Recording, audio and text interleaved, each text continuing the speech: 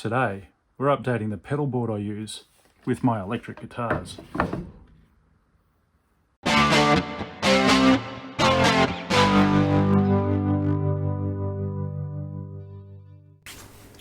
Well, another warm welcome to the mini workbench. And in fact, it's time to take a little bit of a break from the repower of the mini wood lathe. Progressing fairly well. I've got another project that I really want to focus on for the time being, and so let's get rid of that off the desk, have a bit of a have a bit of a cleanup, and introduce this new project on the mini workbench.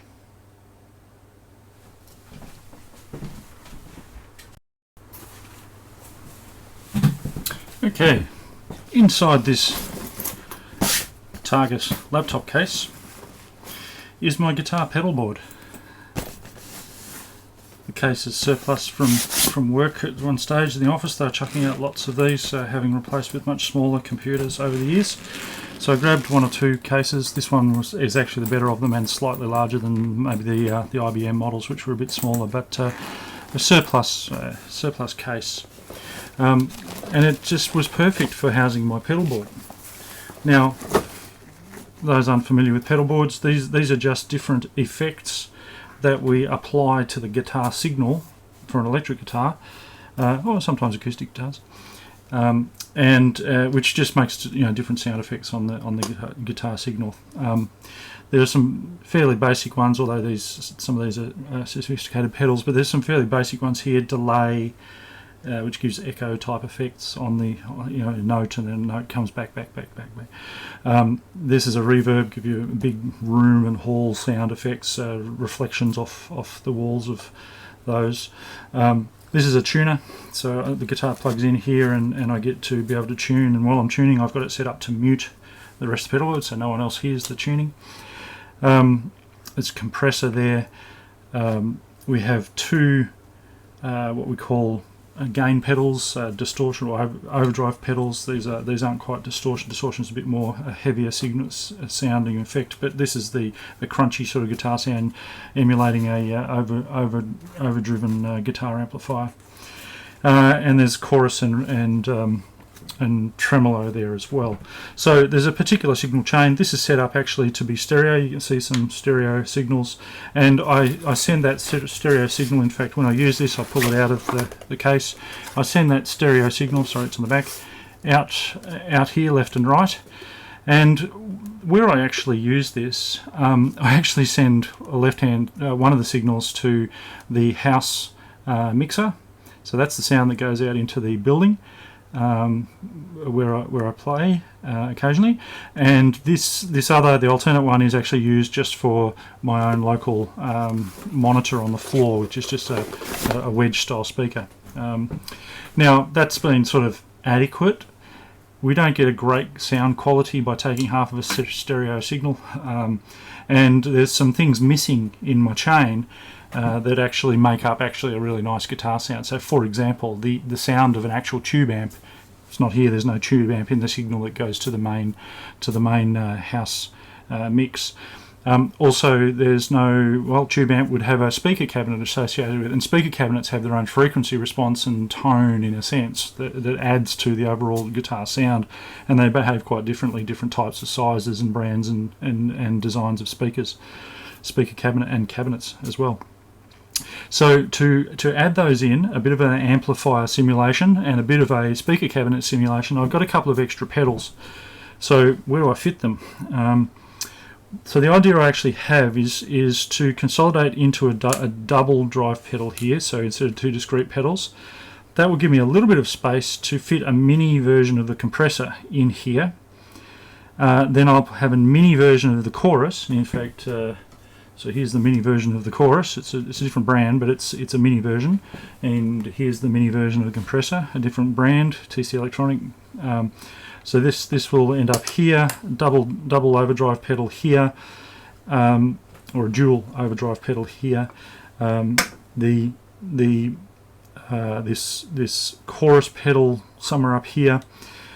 The amplifier simulator, which is actually the same size as this, amp simulator, same size as this, and I'm keeping these two, keeping this one, and fitting in a speaker cabinet simulator, and that's this guy here. So again, how do I fit all this in and still fit within this case? I've got a little bit of wriggle room, so what this has stimulated is a replacement tray. There's two layers here, by the way. There's power supply equipment underneath. So I've got a laptop power supply that plugs in under there. I won't take it out. So it's sitting in here. I've got a little regulator just floating around in there, which provides 12 volts, so 19 volts from the, I think it's 18 maybe, from the laptop power supply, to a regulator that takes the 18 volts DC down to 12 volts DC, which goes into an isolation power supply. So we'll see a little bit more about that, but that gives me 8 isolated outputs, and I've got 8 pedals. So a couple of things are happening here. I need more space.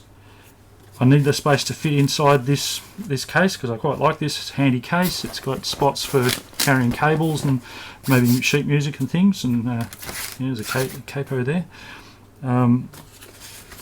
So I'm rebuilding this tray. Now this tray started off life actually as a delivery at work of fruit on a platter, or it might have been sandwiches on a platter.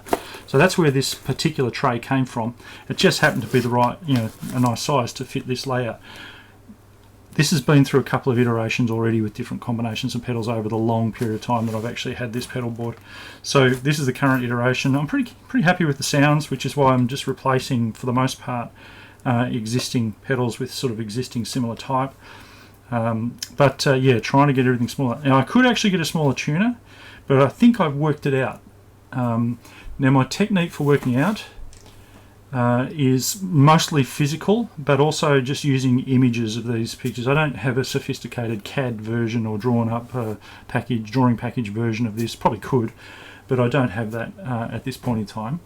And I kind of don't need it. So, but what I have done is come up with a new tray. So this is what I believe to be, and it looks bigger, but this is what I believe to be the biggest thing that I can fit into this case and still have it zipped down without ripping the zipper. So let's just, I'll put that down there.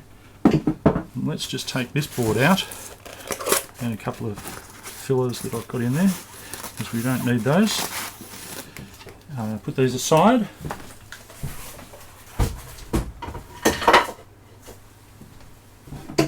And let's just drop this in. So the way this basically works is gravity will take it when it's I'm not on a flat surface, so it's not dropping in.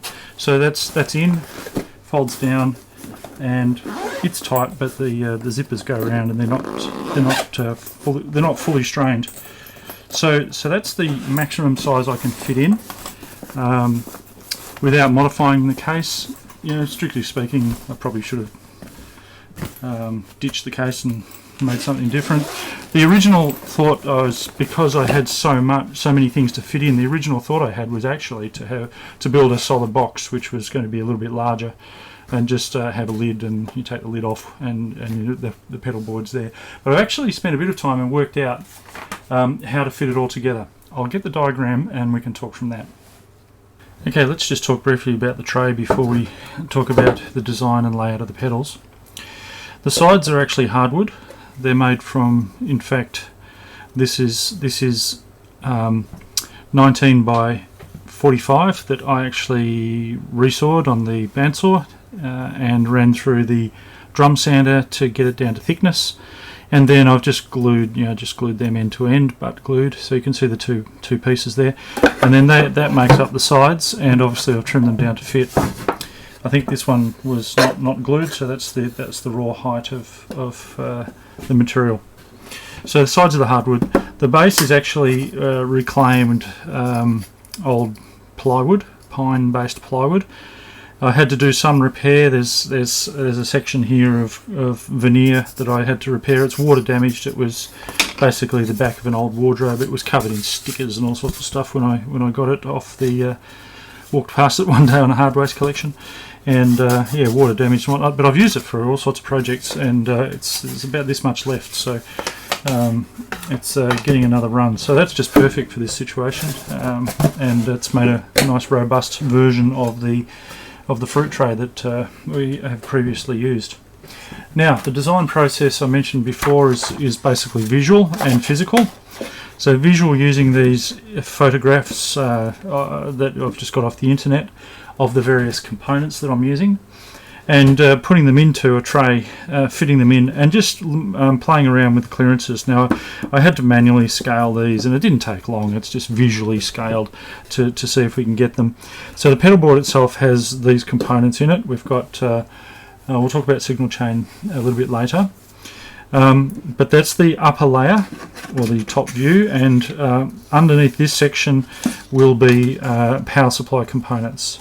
So, and that's the way the current board is, like I mentioned before. So this will be a different laptop power supply that I've got sitting here, just a different model. I've got quite a few of these old HP ones. There's a pair of regulators in there to get my 12 volts, one purely just driving the input, 12 volts input for the isolated power supply, and this distributes 8 isolated 9 volt DC outputs, and then we have some more 9 volt power just going through this for an external unit, which I sometimes use it's part of the in-ear monitoring system. So this is, the approach is really visual. Now, once I got to a certain stage in visual, you just have to do some physical. So, for example, the close proximity here, the connectors we use, there would be interference with the connectors and the power input on the side. So you have to actually do some physical. And so I've had pedals out of the original pedal board 1 or 2 times, just to, now that I've got all these new ones sort of waiting, and I'm able to lay it out. So the next step is a bit more actual physical layout, using, now that I've got this prepared, at least to the state that it is. I'm not going too far, I'm just doing it step by step, and making sure we can fit everything in the arrangement that we think is going to work for the lower deck and the upper deck, of course, with the power supply underneath. Now, the thickness of the power supply components is 30 millimeters, and that's actually really handy. That's because it's similar to what we previously had. I'm trying not to make it too high. Unfortunately, the sides are limited by what can fit in the laptop case, like we saw before. But the thickness of the power supply and the regulator is 30 millimeters. These guys are a little bit thinner, 28 or 26 or something for each of those. So that means that that's my limiting thickness here, and that will have an impact on how I deal with the upper layer. Now, trying to keep the height down, because the basically where this sits, these are going to be sticking up, and I don't want them sticking up too far, because it is a challenge with the laptop case, and of course I don't want the knobs to be bumped all the time. This piece of ply, I was sort of keeping inside. What I was originally going to do is have a tray here that would fold up and give me access to the power supplies. But to be perfectly honest, it's not a big issue to have, like I've got now, the top layer pedals resting on effectively they're resting on rails that are pretty much the same height. So that saves me 4 millimeters, which is a fair bit in the context of what I'm trying to achieve. So that's the approach to the layout. That's the layout. That's the new tray. These are some of the new pedals. I'm going to do a bit more prototyping in terms of playing around. I might even get out some patch cables and see whether we can achieve, see whether these planned layouts. I mean, I've actually been able to do this one because these pedals are easy, and this one is pretty good. There's a fair bit of space here, but that's because we've got a fair bit of cables and coming out of. I'm going to be using all 4 of those, and they're 6 1/4 jacks. So they're and then I'm going to be using those 2 as well. The signal chain is interesting. I've got a diagram of it which I might show on the screen straight from the computer, but essentially I'm coming in from the tuner through the compressor. From the compressor I go to the first stage of overdrive, and then logically the second stage of overdrive, and then from that I go to the amplifier simulator. Now the amp has 2 channels as well, so a clean channel and a dirty channel, which is a gain stage. So I've actually got 1, 2, 3 gain stages available, plus clean. So there's 4 stages of gain available, which is quite flexible, which I'm really happy with such a small board. If you turn them all on, you can actually get a really fairly solid, thick distortion. All right, so then from here, then I go into my wet effects. So this is the chorus, then tremolo. It's mono all the way through until I hit the tremolo. The tremolo splits it for me into stereo. I have it set so the phase cancellation is not an issue if we then do a stereo sum, which we will be doing as the last step out. So I go out of there into here, stereo, out of the delay stereo, and down into the reverb stereo, out of the reverb stereo into the inputs of the cabinet simulator. The input, you could actually put mono into one of these inputs, but it always comes out stereo or dual mono. But I actually want to have that stereo capability through this phone output, so I want to keep it stereo, so preserve that stereo signal, even though I actually normally operate the unbalanced out to a mono in two monos. But the last step coming out of these two stereo outputs is actually a summing cable. So I do preserve the stereo signal through the cabinet simulator pedal, which is quite a sophisticated pedal actually. It's really quite amazing. It's almost an interface in and of itself. Flexible interface. You can configure it to all sorts of combinations. But this cable input here to this patch box, which is just this thing, or interface box, interface between the inside world of the pedal board and the outside world of the pedal board. This is the output of the stereo sum cable. So the two stereos from the outputs here will be going to a summing cable, a mono summing cable basically here, and that's a special cable. It's not just a Y cable. You should never use a Y cable for summing two outputs.